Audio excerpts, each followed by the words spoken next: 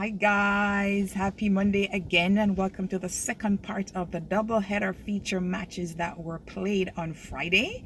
So the first set that went up were Clarendon College versus St. Mary's High. Whoa, people, I think I jungle me today now. The only thing I look for see after this are some spear fling and some big stone are dropping at people head. You see, when you have females at the helm or at the front of a team, it's like more of a cat fight. Friday was more of a cat fight oriented. The team from St. Mary's High, the captain that was on it, I saw her last year. And man, she left quite a mark. And she come again with quite a force. She not around people. There is a certain air of fierceness that this young miss comes with. I wonder if she and JP the kick her before the match start. Every time she answer a question, I like she had trace JP. Such and such, no! Such and such, no.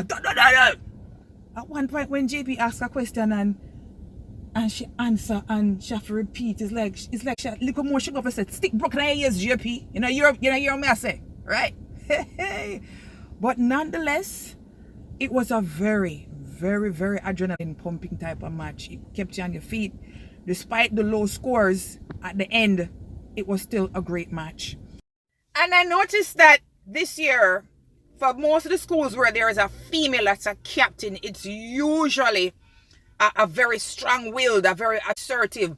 Not like the one them from certain school was down there and a ton mannequin. Like remember Waterford and Merle Grove, them two there. We can't forget it. Trust me, it still irks me. But they command a certain presence when they lead. It's like some nanny them put up a front. I'm like that, More power to the women, who run the world. Girls, yeah. So let's talk about this match now. It was a very good pairing. Both of them, when they began, I had them pegged on equal and equal. It's not like a case where you had a very dominant team versus a weak one. They were well paired.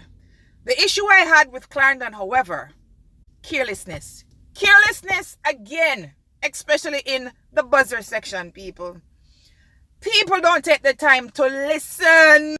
If this was a buzzing competition, like who getting the most buzz first, Clarendon clear it up, straight gold medal. They pump them and collect them thing right about now.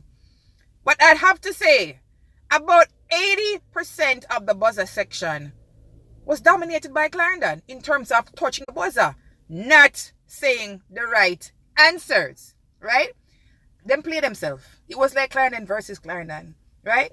So the race is not really for the swift, but for those that will endure and listen and understand when question asked, right? Too trigger happy, man. Too jittery Clarendon, right? But they gave a good fight. I enjoyed the performance.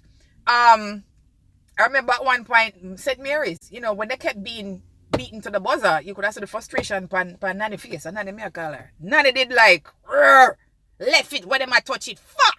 I saw she stay. And the final score when the dust settled was Clarendon on 20 points and St. Mary's High on 26. It was pretty close. Oh! We need to big up JP. Let me tell you why. At the end of the match, when JP was congratulating the members of both teams, I heard him say, Clarendon College, big up yourself. I'm like, yo, that shot. I've never heard another moderator be so expressive in terms of their colorfulness, for the vernacular, JP brings something to the competition. Him full of vibes, him know the understanding and the meaning of urgency, especially when the speed section come and him try spit out as much as possible. Him a go on. Especially the command of the languages.